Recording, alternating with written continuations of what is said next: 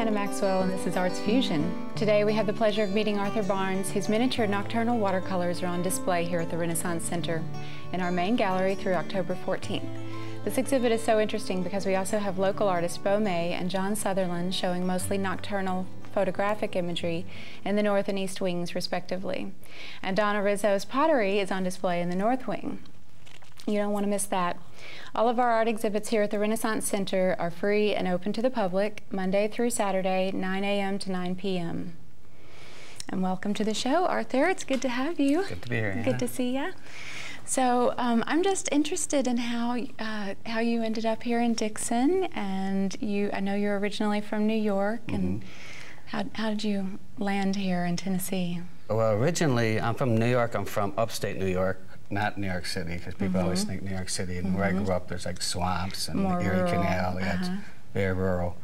Originally, I came to Tennessee in '77. I was just a teenager. I was hitchhiking across country, and I come through Tennessee, came through Nashville, and I just fell in love with it, and I stayed here, and then that's how I got to meet my teacher, Juanita Green Parks. And I studied under her for a year, and then I've just been going back and forth since. There have been big chunks of my life where I've lived here, then where I've lived back in New York too. So I moved here about a year ago. And your family's still in New York? Yeah, and I have a lot of friends here that are like family, so I feel at home in both places. Good. I always say I have a dual citizenship. Right. So I go And back so, and forth. what was your teacher's name? Juanita Green Parks. And is she still living? She passed away about, I think, 12 years ago. Okay. And she was real instrumental in the whole teaching process in Nashville and Tennessee. She had gone to the Chicago Art Institute. She studied under some famous artists, Reginald Marsh, Robert Brackman, a lot of artists who studied under Robert Henry. And she came down here, and she was a very traditional teacher, and she... And how did you meet her? I had just moved down here, and I just saw it in the paper, and I called her up, and she had like one opening left. Wow. And were you already producing art on your own at that point? Yeah, I was, but I was struggling. I didn't have the basics. I never learned the basics, so I knew a lot of details. Because as a kid growing up, I could always draw. I always drew. I always painted. So I knew I had a talent, but I didn't really know anything about art. So I started studying it on my own. And so I learned a lot, but I had just a bunch of pieces. And then when I met her, she taught me composition, color, and like all these pieces kind of came together. She helped you pull it all together. Yeah, but I didn't want to study under her too long because I didn't want to be like a clone of my teacher. Right, like, exactly. You know, so. Wanted to develop your own personality through your art. Yeah. Did she do mostly watercolors? Because I know that's sort of your focus right now. Yeah, she was very well known for watercolors and pastels. Okay. And you do have some pastels that will be in this show as well, which we have here. She started me off on pastels, which is it helped me get me my own sense of color. Whereas like with oils, you have to mix all your colors, or with pastels, you have all these pretty colors in front of you. You just pick out the ones you like, you know. Throw them together. And with me doing night scenes, pastels are real conducive to working in the dark. Okay. So I know that we were talking about this piece actually recently, and you said you were outside working on this. I mean, do you work from life, or do you take photographs and then go back to the studio? And I almost always work from life if I can. Sometimes even with your watercolors? Oh yeah, yeah. So you set up outside the house that you're working on, because a lot of your work is based on architecture. Yeah. You just set up and work right out there. Almost all my pieces they're like real places and real things. So yeah, I'll set up, and with my watercolors, I always say I'm a non-traditional watercolor because I use ink, and that's a big no-no with traditional watercolors. But in the dark, you can't really mix colors. So in the dark, I would have white paper with black ink. I use these Uniball pens because they're waterproof and they're real dark. So even in the dark, I could draw it because you can see what you're drawing, and you get the values down. So you just set up and start sketching? And then just add the color on With the top pastels, I would set up my easel, and I have a big piece of black paper, dark gray paper, and I'd sit under. I remember one time in Nashville, I was under a big red traffic light, and everybody's watching me, and I was out there sketching this traffic light and from life. So I try to do everything from life that kind of keeps it fresh, and it's a little more fun than being in the studio. Yeah, I can see that. But then you have to deal with the changing colors as you bring them from the outside. Oh yeah, and not just that's one. Because I remember on this one you talked about how the sky was kind of a bright pink color until you got it inside and realized. Yeah, it happens a lot with the pastels when you're painting, because it's like, I call it painting because pastel is really dry paint instead of liquid paint. But yeah, quite often you think you have the right color, but you're in the dark, so you don't always know. Right, so it's going to change. So you have like accidents, happy accidents. There's been a few times where I did a picture on the back of another picture because I'm in the dark, I can't see what I'm doing. One time I actually painted over another drawing because I didn't see it. Wow. So when you're painting in the dark, risky. you have some happy accidents, I guess some accidents. I'm sure it kind that of aren't loosens happy. you up to just kind of going with the flow and not being so planned. That's one of the reasons I switched to why I draw in ink, because I have a tendency to be perfect, and my work would be, all my early pieces are really tight, and they look good, but they're like too perfect, and I try to get to a point where they're looser and they're more spontaneous, and with ink, every line is commitment, and once you make the line, it's there, and so you can't really perfect it. Yeah, and your drawing skills are really well developed. Had you been, I guess you said you had done a lot of drawing as a child. And, Oh yeah. But you'd never taken any formal drawing classes before you started painting? No, something I just always done on my own. I used to copy things, when I was young, I would just copy things out of magazines or copy paintings. I would copy things, and because there's a great deal of accuracy in your artwork, definitely. And like you said, I guess you're a perfectionist. So. Yeah, I'm more of a draftsman than a painter. I'm getting better at the painting and the color thing, but that's my strong point is the drawing and the drafting. I always say the drawing is like the hard work, and then the painting is like the fun, the play. fun part, right? Yeah. Yeah, and your colors are really nice. I like the way a lot of your paintings have a cool outer feel, and then there's one area of warmth. I try to balance it. Yeah, so there's a little bit of, you don't want, it is a night picture, a tendency to be cool, but I try to avoid all cool or all hot colors. Right. So. Yeah, and it really draws attention to the warmth when you have a lot of cool surrounding it. Yeah. So that's nice. So how long have you been doing watercolors?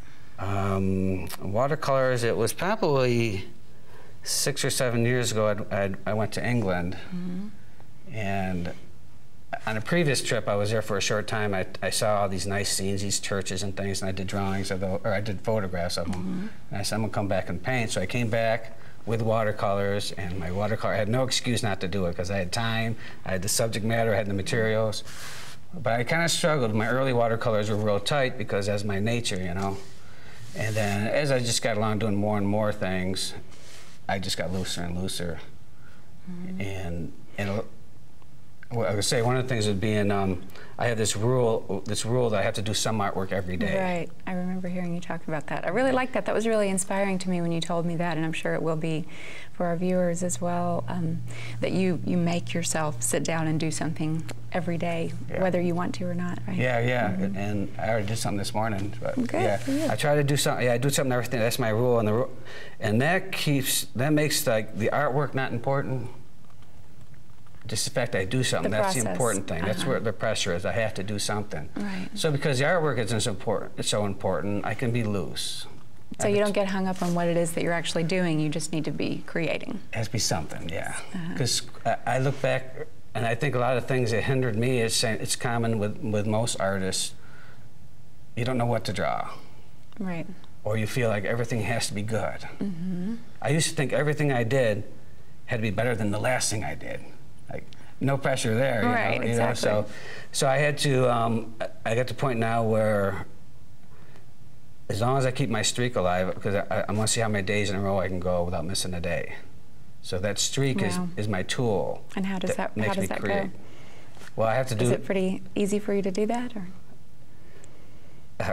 Sometimes it is. I mean, usually it is, but sometimes, just with life gets in the way, and you got all these things going on, and my rule is I have to do it before midnight. So sometimes I'll do something driving in my car, or or I'll just stop wherever I am and I just draw something. And so you just carry your materials around with you all the time in case you're inspired. Yeah, that's one of the other tools I use to keep the creative thing going is eliminate excuses. Quite often you say, oh, what a nice scene, I wish I had my paints with me, I would paint that. Exactly. Well, if you have your paints with you, you have no reason That's not not to, an excuse. right? You have to come up with a better excuse than that. So I try to eliminate all the excuses, and one of them is always keep materials on hand. And the other thing is not to get hung up on subject matter. Just do whatever it is that grabs you. Do your shoe, do a I got a lot of coffee cup drawings, you know, just whatever is there, you know. And I think the streak idea, even if people would start with just, you know, I did something today, I'm going to do something tomorrow and go 2 days in a row and go 3 days in a row. Just start it. Yeah, I'm up to like over 900 days in a row now. Wow, that's pretty amazing. And I know if I miss a day, because my first streak went a year and a half, something like that, then one night I just forgot, things happened, I didn't do it. And then it took away my reason to draw. And I didn't do anything for like a month, you know. Then I started a new streak, so. So you said you have to be done by midnight? I have to do something by midnight, yeah. Otherwise it goes to the next day. Now, and as you're, you know, creating this imagery, this nocturnal imagery, you're actually just driving around to different places, setting up, or do you just hop out of your car and sit on your hood and start sketching? Yeah, quite often I do, yeah. Basically, I have 3 kinds of subject matter. I have like a scene that I'll see, like I want to do that. I have some in my mind now that I want to go back. I want to do those scenes I want to do. Then I have scenes where I know I have to do something, so I'll walk around or drive around, look around for something to draw. Then I have scenes where I'll just get comfortable in a place and I'll look around for something to draw, and then I'll draw that. So the important thing is not to get hung up on it having to be good. So the things that we actually have here in the gallery, these pieces, how far back do they go?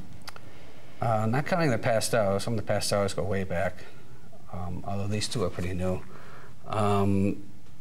I think 2001 or 2002. Wow. So within the past and some of them are within the last month. So they're all pretty recent. Recent works. So does that mean they're all produced here locally? Some of them are. Because I draw wherever I'm at. Drawing from life, you know, wherever you go is where so you're traveling a lot. Yeah, and I draw some. You know, I got a lot of New York scenes. I got Tennessee scenes. I don't have any English scenes in this show, but I have wherever I go, I draw. So and sometimes in between. And actually, we have a couple of pieces here that I'd like to look at. This one you said was on an Indian reservation. Yeah, this is near an Indian reservation where I grew up, the Tonawanda Indian Reservation near Seneca. And it's a very traditional Indian reservation. It's small but traditional, and all the elders from other tribes often go there to talk with the people there. And this is a traditional house. My friend Boli lives there, and this is a house where whenever I go to reservation, I stay there. I'm welcome there, and I stay there a lot. So this house has a lot of meaning for you? Yeah, for a lot of people, because it's kind of like a house where a lot of people could go and just kind of hang out. Kind of a safe haven. Yeah. And Boli's. And the Indian culture, everything's based on the mother and on the women's side. So Boli's mother owns that, and she's a traditionalist, so that house is not allowed to have electricity. So so the glow you see here is actually light. And there's a wood stove here, and then you see the smoke coming out here. And this is when I just stopped outside. I went to my car to get my son drawing materials. I turned around, I looked, I saw this scene. And this is done. I do it with these Uniball pens are waterproof, and I would sketch it first. So I sketched it while I was outside. Then I remembered the colors. I went inside, and then I painted it from memory, which is pretty much the way I do things. Wow. And you really do get drawn into the scene, one, because of its size. I mean, you have to get close to it, so it's very intimate. And then the color choices really draw you in as well, because you really want to see these warm places. You just kind of want to know what's going on in there. And those colors, they were there. And I think what happens is, with the snow outside and the coolness, it looks kind of cold, and the inside looks cozy. So I think that's what it really people does. like that. Definitely. And then we have another piece that was produced here in Dixon. And this is one of your landscapes, which I really like. That's a scene out on 48 North, just as you're going out of town. And again, a lot of the same colors. And did you use the same pen, the same kind of pen? Yeah, these Uniballs, So you just start sketching? I like them. One thing about these pens is that, like if I work in pencil, I get kind of timid because I know I can erase it, or I go darker, and it just makes me not as sharp. Where with ink, you know, it makes you really think before you make your decision. So, I did a pen drawing with this, and the colors I pretty much, a lot of scenes like this, I'll do it from memory, from another sky I saw, or I can make it up, or I'll draw the scene from life in ink, and then when I do the coloring, I either do it from, try to, like on the last one I did it real accurate, the way it looked. Right. Or I can make up a color, make up skies based on. So you're either working from nature or your imagination, never from references like photographic references. Yeah. Okay. Rarely. I won't ever say never because rarely. I have like guidelines, you know. Right. Yeah, and you've been doing the work for so long. I'm sure you have lots of stored memories of other. Oh yeah. You know, other skies and. And that's why I tell artists who haven't created in a while, I go, even though you haven't done anything in a while, you've still been storing the well. You've been visually seeing things.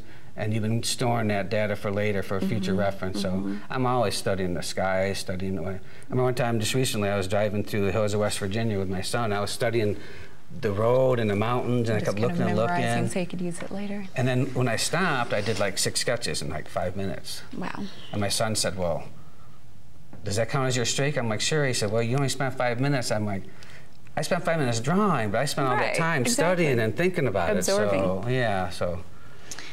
And then we have another architectural scene. Yeah. Can you tell me a little bit about this one? Yeah, this one I just did with a regular ballpoint pen that you would find, you know, sitting on somebody's desk somewhere. And one reason I want to talk about this one is because of that. Quite often people get hung up on materials. It's got to be perfect. I got to have the right materials. And sure, you want high quality work, you know. Right. But if all you have is a ballpoint pen and a paper bag, you can draw something. Right, you can make it work for you. Yeah, Goya said, give me a piece of charcoal and I'll show you a masterpiece, you know. So people get hung up on materials and they use it as an excuse not to produce something. Exactly. Where this is just done with a regular, you know, big pen or whatever. And the subject matter, I was in this city in western New York called Dunkirk, and it's full of these elaborate, beautiful Victorian houses, and I was just driving around. I kept looking, and they're almost too beautiful, too ornate, and I was looking for something simple. So I saw this scene. I was intrigued by the shape of the house with the different shape of the roofs, and I like the tree in the background. So it was a simple scene, but it still had enough. You got to keep it balanced between being simple and interesting. And so I just thought it was kind of ironic in this city full of these beautiful mansions and stuff. I picked this little humble house, you know. But yeah, and actually, I think it's interesting. Well, a lot of things are interesting about your work. There are no people usually in your scenes. Yeah, there's 2 reasons for that. One, I like the solitude, and without a person, it's more abstract and people can identify with it. Right. And the other part is I really don't have people mastered, where if I would do a person, it might look awkward. I do them sometimes, but you probably keep it fairly simple. I mean, at this size, you wouldn't be able to do much detail on a person anyway. Right. And I think that it's there's more mystery when there isn't a person. Yeah, it leads you to have a more intimate connection with nature or with the home, actually. Because people could look in there and wonder what's going on, what they see a person. Although it kind of gives you the impression of what's going on rather than to let people decide for themselves. And I like to keep it simple, and with my work I do try to have like where the viewer will have like a harmonious, peaceful feeling, and I try to do that. It definitely does. All of your work, when you walk in the gallery, it's just very peaceful. Oh, good. Yeah, that's what I try to do with that. And sometimes when I'm drawing, I'll have people out looking out their windows at me. What's he doing? Yeah, I was wondering about that. When you're just parked outside someone's house. I get typically not someone that you know. Right. Oh yeah, usually not. I remember one time I did a big pastel of somebody's house, and it was a real nice Victorian house, and all the windows were lit up different colors, and it was really interesting. And then I ended up using it to promote a show, and it was on the front page of the paper. And then I found out it was the mayor's house. And I found the mayor wanted to get hold of me. I'm like, oh no, she thinks I was like looking in her windows or something, you know. Turned out she wanted to buy it, so it worked out okay. Well, that's good. Yeah. So, but you said you have had some angry inhabitants. Yeah, I think not so much angry, but they would just wonder what you're doing out there. Just curious. Yeah, and or the cops will come by and check me out, and It happens quite a bit. But once they know you're drawing, they let you go. You know? That is really interesting that you have that relationship with the person inside the house. Whether the viewer of the artwork ever sees that person or not, they're still part of your picture in a way because they were aware of you, and in some way you're aware of them. Right, yeah. And their house is kind of like their personal thing. Right, exactly. So. I mean, you get a sense of personality from looking at the home. I'm always afraid I'm going to get arrested for stalking or I don't know, right. you know. But usually once they see, like, when anybody sees what you're doing, they're like, oh, they're interested in it and they think it's a good thing. And just, right. you know, I've never really had anybody get like hostile or mad about it. So typically people do come out and ask you what you're doing, or? Yeah, it happens sometimes. I try to, nowadays, with me working small, I work pretty quick, so usually I can be like... You can get it done before they notice what you're up to. It's like guerrilla warfare, going there and sketch. And quite often, like, I'll lurk in the shadows so people don't see me. But then when they do see me, I look real guilty because I'm lurking in the shadows, exactly. you know. Not just right out there in the open. So you don't have a studio, is that correct? Or I guess I'm just gathering from the fact that you're running around, you know, doing this outside. Actually, I have a real nice studio in New York. It was built as a Quaker meeting house, and it's cobblestone.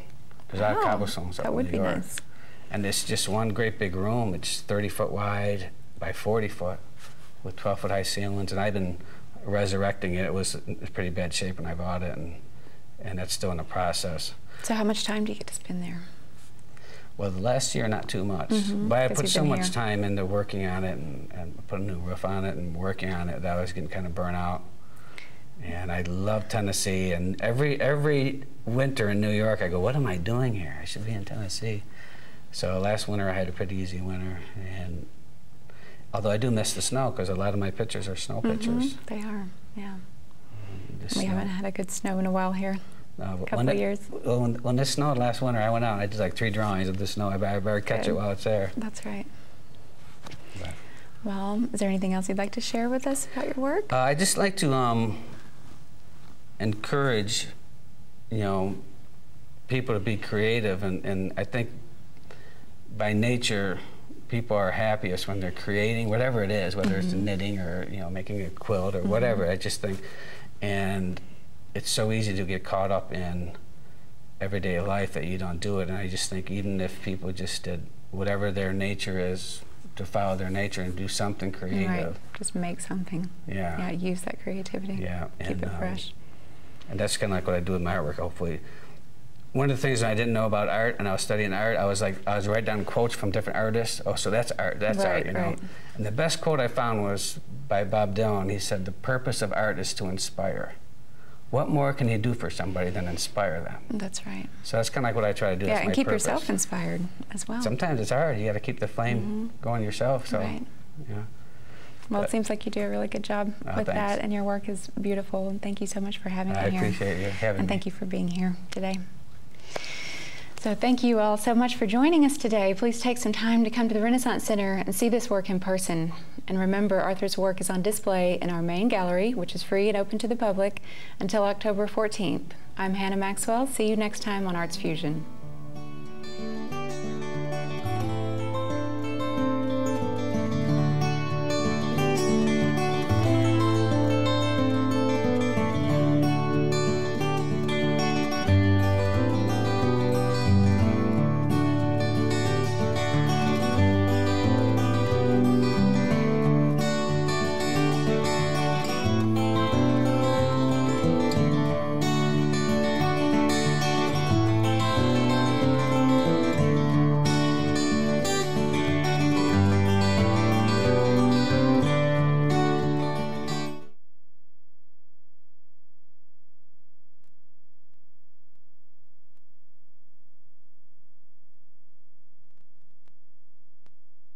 Hi, I'm Arthur Barnes, and you're watching the Renaissance Channel 19.